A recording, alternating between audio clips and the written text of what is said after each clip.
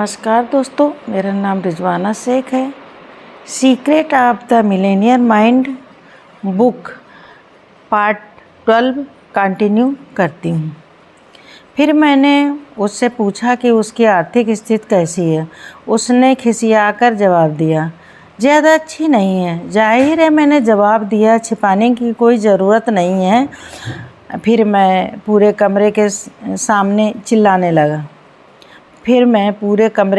चिल्लाने लगा। अगर आप 3 घंटे की कार यात्रा या 3 घंटे की हवाई यात्रा या 3 दिन दूसरे शहर में रहने के कारण कोई ऐसा काम नहीं करते हैं जिसकी आपको ज़रूरत है और जिसे आप पाना चाहते हैं, तो फिर आपको सफल होने से कौन सी चीज़ रोक सकती है? आसान जवाब है, कोई भी चीज़ नहीं। कोई भी चीज़ आपको रोक देगी, चुनौती के आकार के कारण नहीं, बल्कि आपके आकार के कारण। यह सामान्य सी बात है। मैंने कहा, या तो आप ऐसे व्यक्ति हैं जो रुक जाएंगे या फिर ऐसे व्यक्ति हैं जो नहीं रुकेंगे। चुनाव आपका है।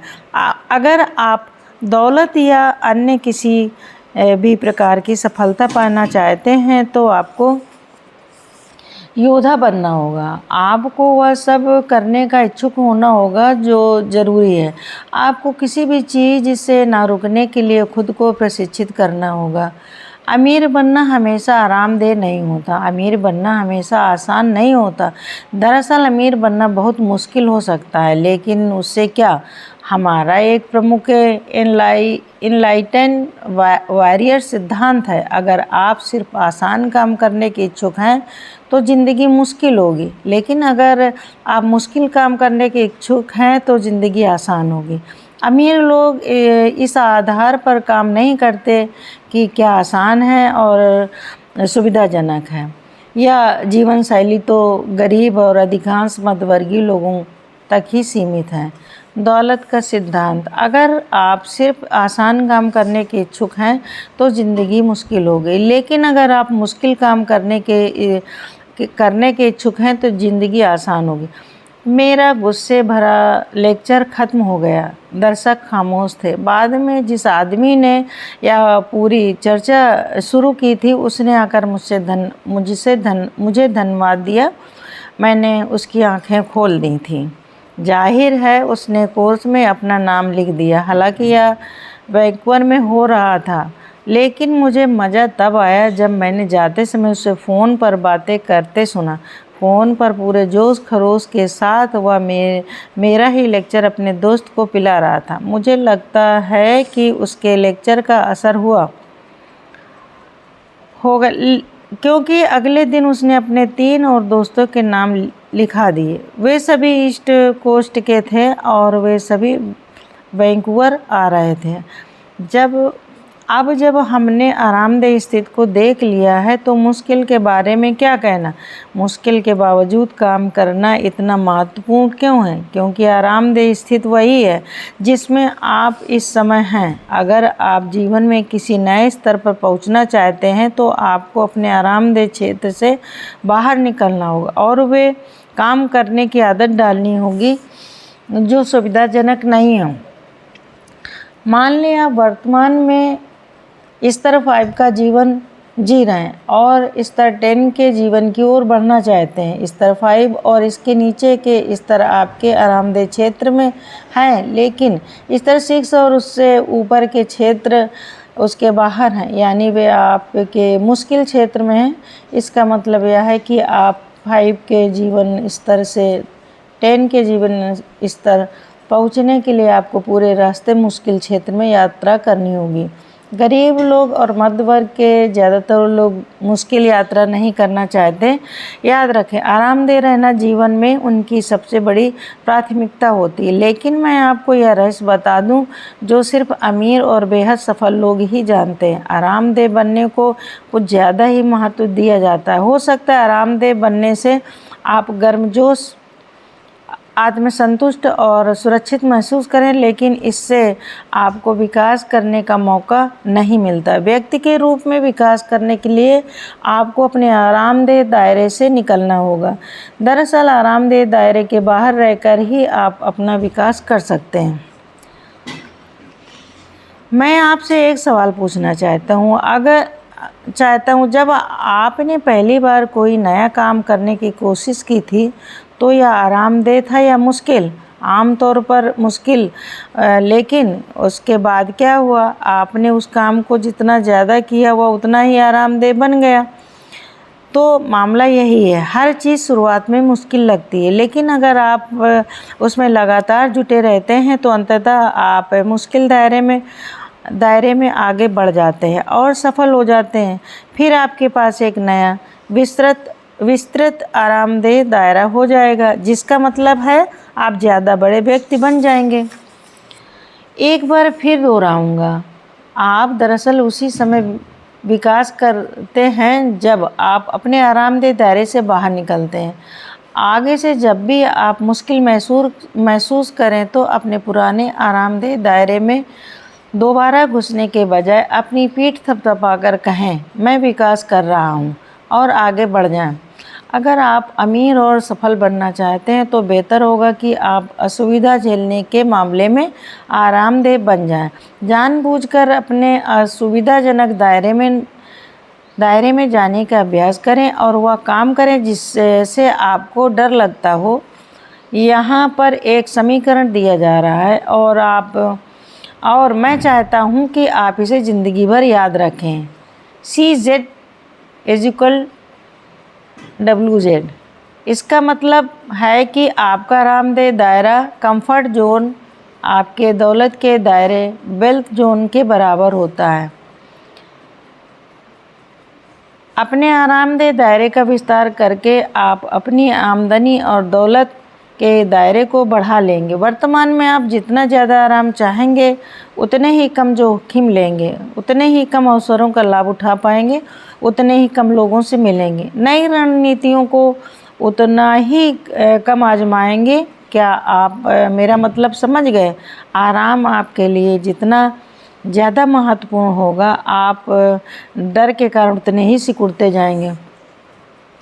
इसके विपरीत जब आप खुद का विस्तार करने के इच्छुक होते हैं तो आप अपने अवसर के दायरे का भी विस्तार कर लेते हैं।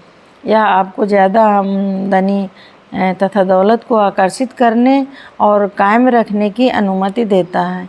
एक बार फिर जब आपके पास बड़ा बर्तन आरामदेह दायरा होता है तो ब्रह्मांड उस खाली जगह को भरने के लिए आ जाएगा। अमीर और सफल लोगों का आरामदेह दायरा बड़ा होता है और वे इसे लगातार बढ़ाते रहते हैं ताकि यह ज़्यादा दौलत को संभालने और कायम रखे।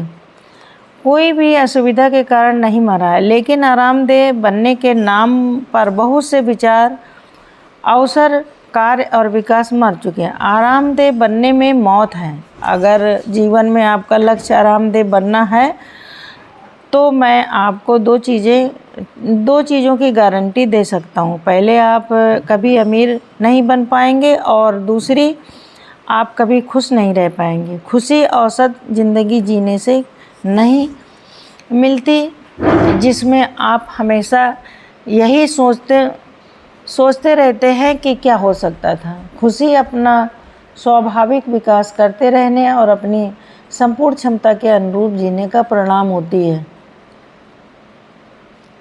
इसे आजमा कर देखें। अगली बार जब आप असुविधा, अनिश्चय या डर महसूस कर रहे हों तो सुरक्षा में सिकुड़ने और लौटकर पीछे जाने के बजाय खुद को आगे की ओर धकेलें। असुविधा की भावनाओं को महसूस करें और उन पर गौर करें, यह पहचानने की कि ये तो सिर्फ भावनाएं हैं और उसमें आपको रोकने की शक्ति नहीं। अगर आप असुविधा के बावजूद लगातार आगे बढ़ते जाते हैं तो अंततः अपने लक्ष्य तक पहुंच ही जाएंगे। असुविधा की भावनाएं कभी कम होती हैं या नहीं, इससे कोई फर्क नहीं पड़ता।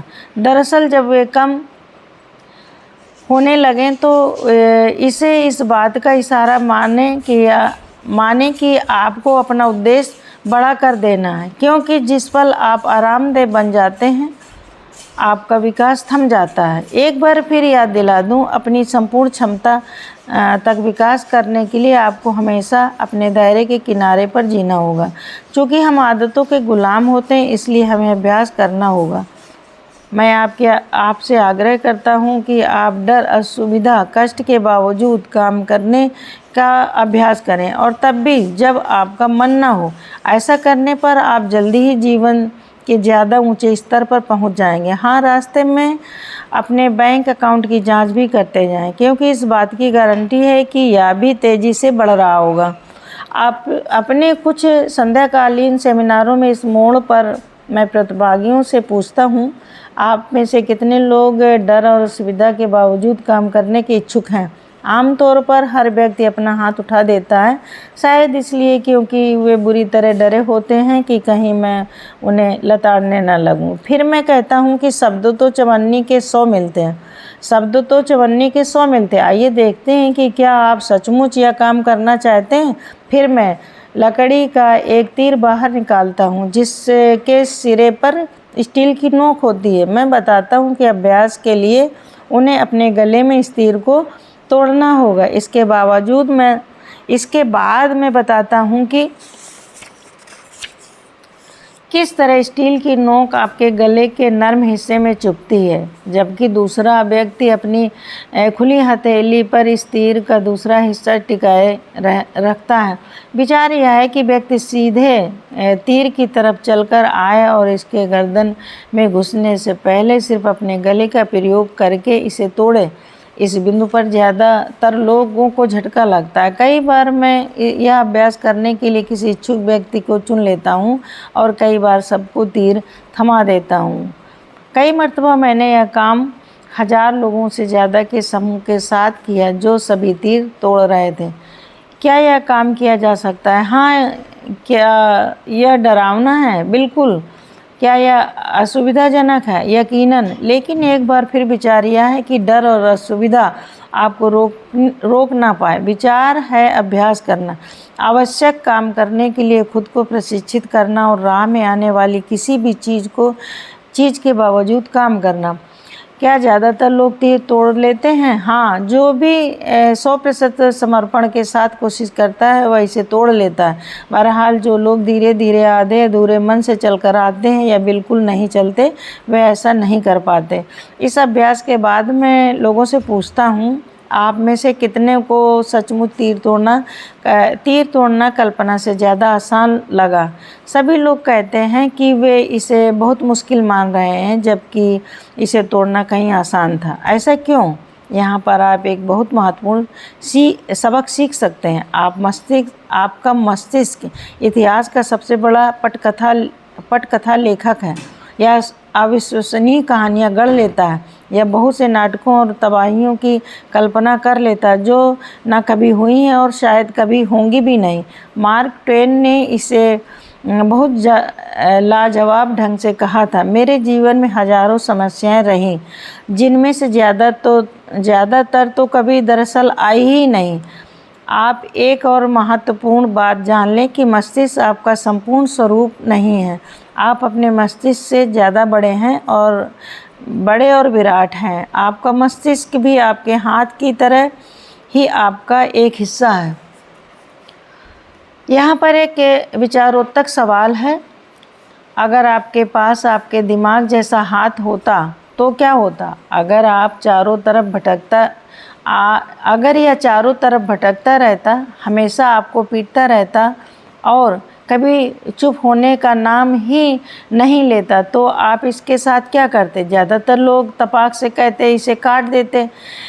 लेकिन आपका हाथ एक शक्तिशाली साधन है, इसलिए आप इसे क्यों काटेंगे? जाहिर है असली जवाब यह है कि आप इस पर नियंत्रण करना चाहते हैं, इसका प्रबंधन करना चाहते हैं और इसे प्रशिक्षित करना चाहते हैं ताकि यह आपके खिलाफ काम करने के बजाय आपके लिए काम करे। अपने मस्तिष्क का प्रशिक्षण और प्रबंधन वह सबसे महत्वपूर्ण योग्यता है जो आप कभी सीख सकते हैं। खुशी और सफलता दोनों के संदर्भ में हम इस पुस्तक में ठीक यही कर रहे हैं और हमारे सेमिनार में भी यही करेंगे अगर आप इसमें शामिल होने का चुनाव करें। अपने दिमाग को कैसे प्रशिक्षित करें। अवलोकन से शुरू करें। ध्यान दें कि आपका दिमाग किस तरह लगातार ऐसे विचार उत्पन्न करता है जो आपकी दौलत और सुख में मददगार नहीं होते। आप जब उन विचारों को पहचान लें तो सचेतन रूप से उनका नकारात्मक और कमज़ोर करने वाले विचारों की जगह शक्तिदायक विचार रख सकते हैं। आप सोचने के ये शक्तिदायक तरीके कहाँ खोज सकते हैं? यहीं पर, इसी पुस्तक में। इस पुस्तक की हर घोषणा सोचने का एक शक्तिदायक और सफल तरीका है। सोचने और जीने के इन तरीकों तथा नज़रियों को अपना लें। आपको औपचारिक आमंत्रण का इंतज़ार करने की ज़रूरत नहीं है। इसी समय फैसला कर लें कि आपकी ज़िंदगी बेहतर बन जाएगी अगर आप अतीत की आत्मपराजयी मानसिक आदतों के बजाय इस पुस्तक में बताए तरीकों से सोचने का चुनाव कर लेते हैं। इसी समय फैसला कर लें कि आज के बाद आपके विचार आपको नहीं चलाएंगे, आप अपने विचारों को चलाएंगे। आगे से आपका मस्तिष्क जहाज़ का कप्तान नहीं होगा, आप अपने जहाज़ के कप्तान होंगे और आपका मस्तिष्क आपके लिए काम करेगा। आप अपने विचार चुन सकते हैं।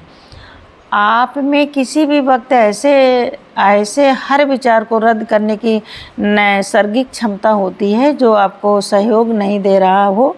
आप किसी भी समय शक्तिदायक विचारों को भी अपने भीतर रख सकते हैं। इसके लिए सिर्फ उन पर ध्यान केंद्रित करें और वे आपकी प्रोग्रामिंग में इंस्टॉल हो जाएंगे। आप में अपने मस्तिष्क को नियंत्रित करने की शक्ति है। Thank you so much.